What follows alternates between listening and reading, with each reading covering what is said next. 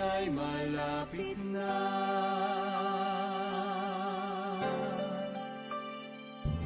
Sa pagdating muli ni Kristo, makakasama na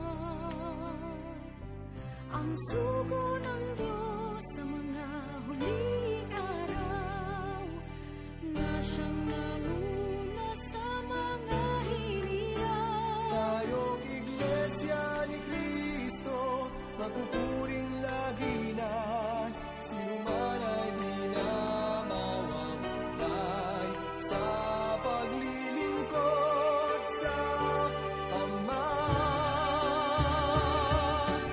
Magpangatatag tayong tunay, magpakasigla habang buhay, asahang bagong tahanan natin doon sa bayang banal.